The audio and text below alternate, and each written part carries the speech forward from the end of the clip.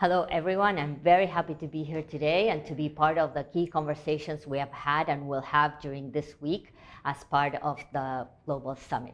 As you know, 10 years ago, OGP was founded with the objectives of making governments more transparent, more participatory, accountable, and inclusive by bringing together government reformers and civil society to collectively design reforms to address the issues that matter most to them. A decade later, we have not only witnessed, but also been part of OGP's tremendous growth in numbers and scope, and evidence shows that this model works, but it works best when civil society is meaningfully engaged.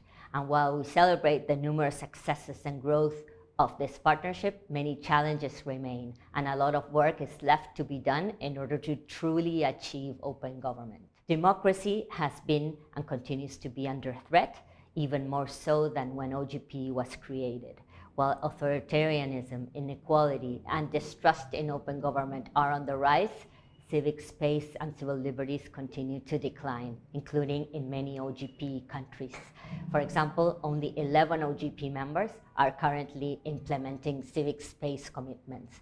This year, we have all witnessed the tense and worrying circumstances surrounding Afghanistan and El Salvador, to name a few, where civil society organizations are making a tremendous effort to remain afloat. As co-chair of OGP, together with the government of the Republic of Korea, earlier this year, we issued a call to action and called on all OGP governments to develop more ambitious commitments in key areas, including civic space, anti-corruption, and digital governance, our three priorities for our term. The focus was set on 6 main countries from 3 different continents: Nigeria and Kenya in Africa, Germany and Italy in France in Europe, and Indonesia in Asia. This experience was the result of hard work, goodwill, and creativity from all parties involved, and it highlighted the importance of building bridges between the organizations that work in the co-creation process at the national level and their governments. I would like to make a special mention of the efforts made by the government of Indonesia, specifically by Vice Minister Slamet, Kenya by Dr. Korir Singoe, Minister Prince Clem, as well as the tremendous hard work carried out by the organizations in these and other countries. And also thank you to my fellow colleagues in the steering committee who supported this process. We have all experienced how we can go the extra mile when we work together towards a common goal. So, as we look ahead and think about the next 10 years, what will it take for OGP to go from a platform to a movement?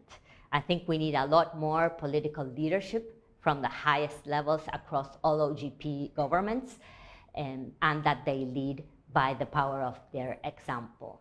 I think we need to broaden the leadership coalition to honor the word partnership, reach out across the aisle and promote consensus building to take action together. I think also we need to connect what we are discussing here this week with the conversations and needs at our local and domestic levels. For example, we need to translate commitments made here to concrete reforms to demonstrate that we are a partnership of action. And finally, I think we also need to better leverage parliaments as key allies. They have the fundamental role in open government of enacting legislation. The recently announced refreshed approach in parliamentary engagement in OGP, which I'm proud of to have led during my term as co-chair, offers a framework for us to strengthen efforts in this direction.